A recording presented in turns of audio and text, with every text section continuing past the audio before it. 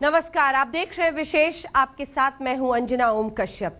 30 जुलाई की सुबह 4:50 पर सुप्रीम कोर्ट का फैसला आया और सुबह 5 बजे नागपुर की सेंट्रल जेल में याकूब मेमन की सेल पर दस्तक हुई।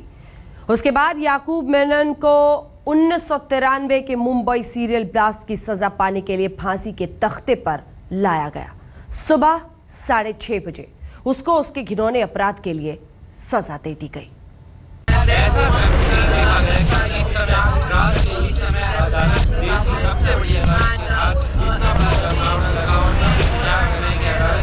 29 जुलाई की रात नागपुर में सेंट्रल जेल और दिल्ली में सुप्रीम कोर्ट के लिए रथ जगह लेकर आई थी।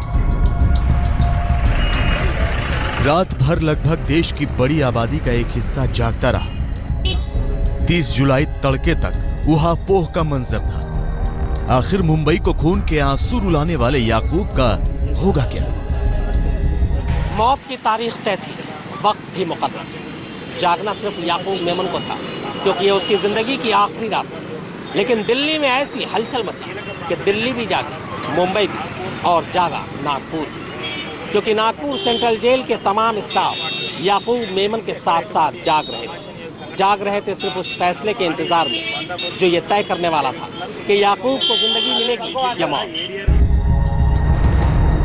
सुबह 4:50 पर सुप्रीम कोर्ट फैसला सुना चुका था।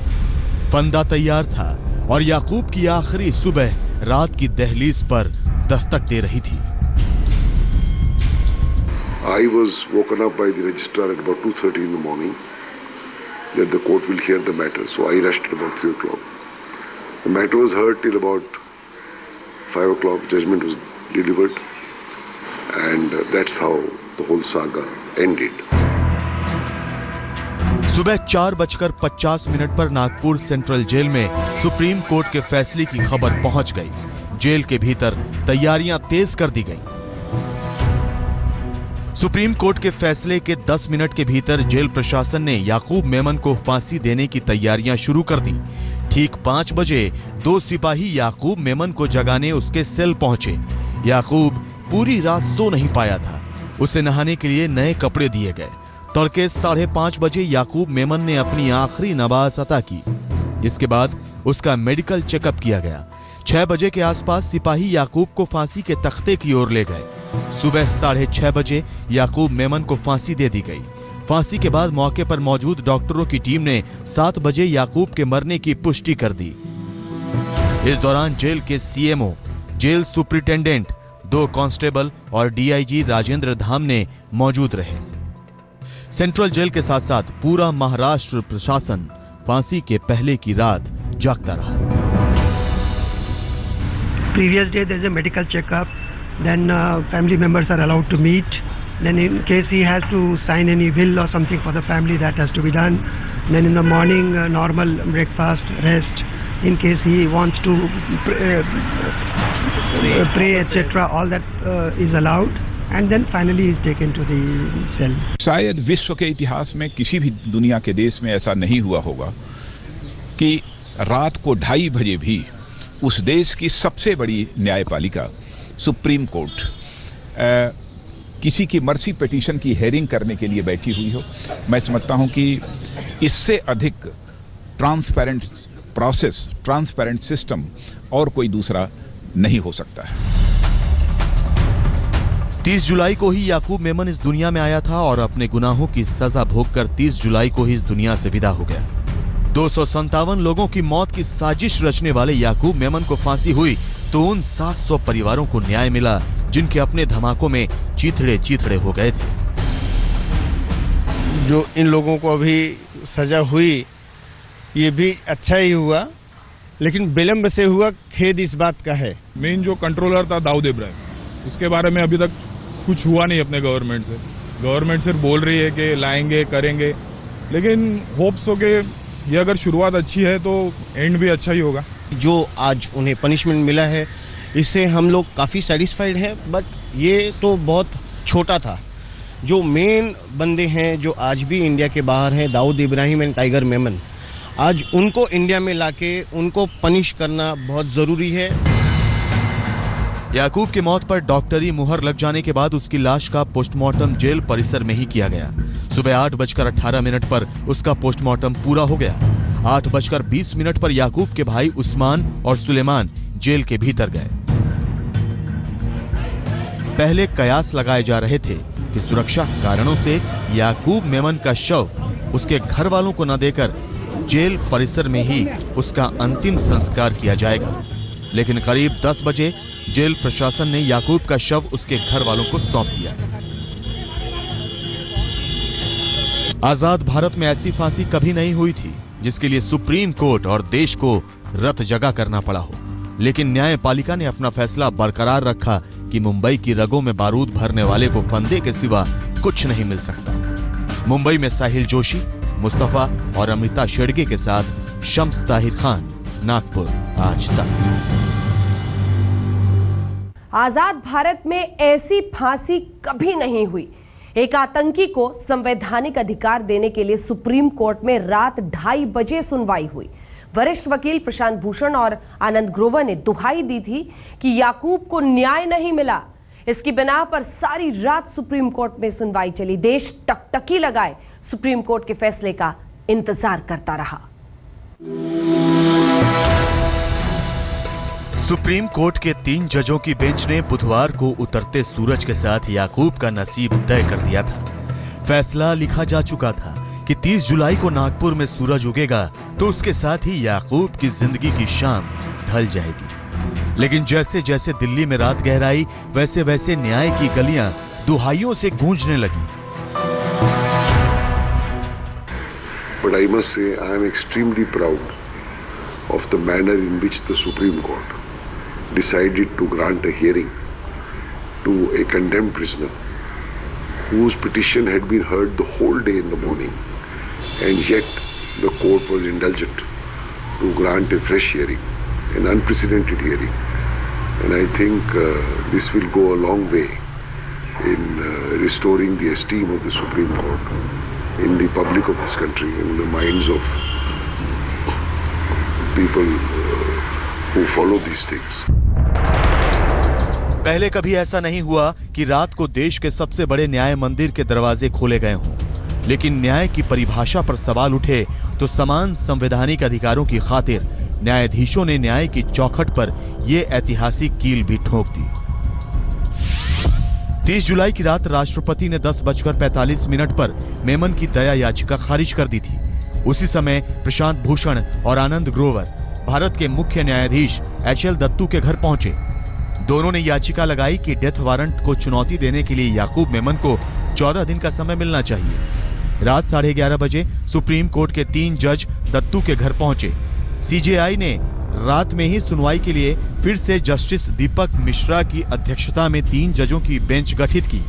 रात 1 बजे सभी न्यायमूर्ति दीपक मिश्रा के घर इकट्ठा हुए।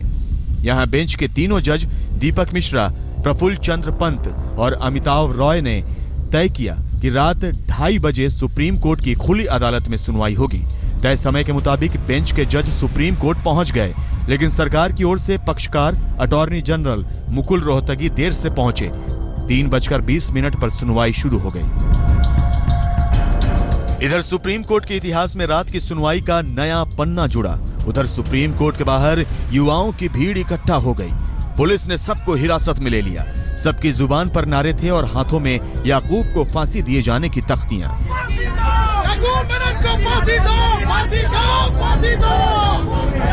सुप्रीम कोर्ट की चौखट पर प्रदर्शन हो रहा था और भीतर 3 जजों के बेंच न्याय पर प्रशांत भूषण, आनंद ग्रोवर और मुकुल रोहतगी की तकरीरें सुन रही थी। सुबह 4:20 पर कोर्ट ने दलीलें सुनने के बाद कहा कि याचिका में कुछ भी नया नहीं है और इसके साथ ही याकूब की फांसी पर मुहर लगा दी। So how much you have charged for this case? 0. I'm doing it pro Because bono. people on the social media are Well, they writing- can talk. I do 70% on my work free of charge. Mister Please. Grover, कभी आप गरीब आदमी के लिए ये victim के लिए भी कोर्ट में आएंगे? हम आए हैं, आपको मालूम ही नहीं हमारे बारे। आप बिना बिना आतंकवादी के अलावा कभी नहीं, आपने लोग हमारे बारे में इतिहास पूछा है, आपने हमारे बारे देखा है। पेमेंट बैलेंस का केस हमने किया है। ऐसी फांसी कभी नहीं हुई जिसके लिए देश की सबसे बड़ी अदालत देर रात में बैठी। और भोर को फैसला आया। ऐसी फांसी कभी नहीं हुई। जिसमें एक तरफ अदालत की कार्रवाई चल रही थी तो दूसरी तरफ जेल में फांसी की तैयारी। ऐसी फांसी कभी नहीं हुई जिसमें एक तरफ अदालत का फैसला आता है और 1.5 घंटे के अंदर ही फांसी का फंदा गले में।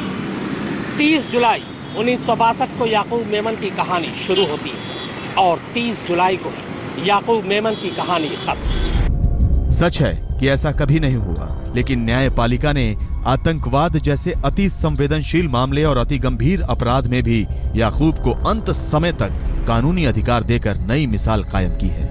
नागपुर में शम्स ताहिर खान के साथ अहमद अजीम, दिल्ली आज तक। जिसकी आखिरी रात सिर पर हो उसे नींद कैसे आएगी, यही याकूब मेमन के साथ हुआ। सजा मिलने से पहले याकूब की रात बेचैनी में कटी। न हलक से निवाला उतरा, न जन्मदिन का केक। जेल प्रशासन से उसने आखिरी ख्वाहिश ये जताई कि वो अपनी बेटी से बात करेगा और फांसी से पहले उसकी आखिरी ख्वाहिश पूरी की गई।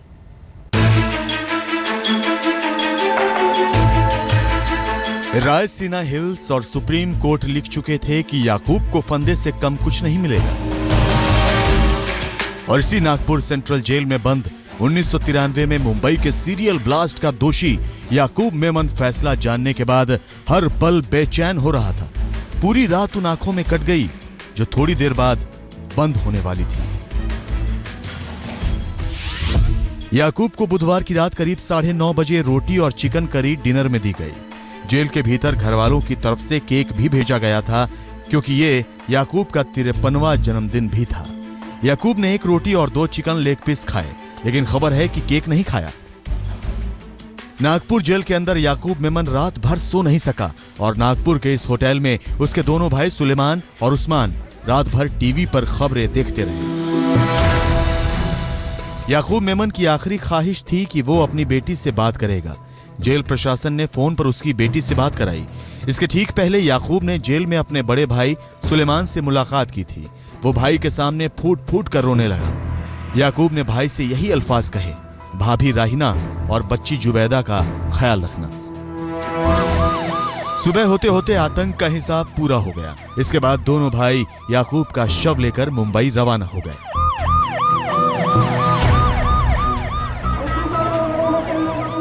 शम्स ताहिर खान के साथ राहुल कंवल, नागपुर आज तक।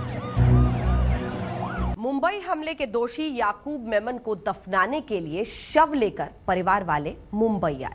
मामले की नजाकत को देखते हुए मुंबई पुलिस ने शहर को छावनी में तब्दील कर दिया था। दोपहर होते होते याकूब का शव मुंबई पहुंचा, फिर माहिम के घर से ले जाकर बड़े कब्रिस्तान में दफन कर दिया गया। उधर नागपुर में याकूब फंदे पर झूला और इधर मुंबई पुलिस और ज्यादा सतर्क हो गई। नागपुर से याकूब का शव मुंबई लाया जा रहा था। ऐसे में माहिम से लेकर मुंबई के तमाम इलाकों में पुलिस मुस्तैद हो गई थी। हम इस वक्त माहिम में याकूब मेमन के घर के परिसर में खड़े हैं। यहाँ पर सुरक्षा इंतजाम काफ़ी पुख्ता कर दिए गए हैं। जब से ये खबर आई है कि याकूब मेमन को आज सुबह में नागपुर सेंट्रल जेल में फांसी दे दी गई है, या बैरिकेडिंग कर दी गई है। पुलिस के काफ़ी प्लाटून यहाँ पर तैनात है। मुंबई पुलिस कमिश्नर राकेश मारिया ने इस स्पॉट को विजिट किया है। वो थोड़ा आगे चलकर एक माहिम दरगाह तक भी जाके उन्होंने इंस्पेक्शन किया, हर चीज़ का जायजा लिया। उन्हें ये डर है कि कोई भी किसी तरीके की लॉ एंड ऑर्डर सिचुएशन यहाँ पे क्रिएट नहीं होनी चाहिए। इसलिए कल रात से मुंबई पुलिस ने तकरीबन 400 लोगों को प्रिवेंटिव डिटेंशन में भी लिया है। ऐसे लोग जो मिसचिफ क्रिएट करते हैं उनको पुलिस ने हिरासत में ले रखा है। तय हो चुका था कि याकूब को दक्षिण मुंबई के बड़े कब्रिस्तान में ही दफन किया जाएगा। मुंबई का बड़ा कब्रिस्तान पूरी तरह से तैयार है। बस इंतजार है कि याकूब मेमन का शव यहाँ आए और पूरा प्रोसेस, जो पूरा एक मुसलमानों का जो पूरा एक धर्म के हिसाब से जो पूरा एक अंतिम संस्कार होता है, पूरी तरह से अच्छे से शांतिपूर्वक हो जाए। गुरुवार की शाम लगभग 6 बजे इसी कब्रिस्तान में वो याकूब मेमन खाक में मिल गया जो मुंबई को खाक में मिलाने निकला था। वीरेंद्र सिंह गुणावत के साथ साहिल जोशी, मुंबई आज तक। विशेष में इतना ही। देश दुनिया की बाकी खबरों के लिए आप देखते रहिए आज तक।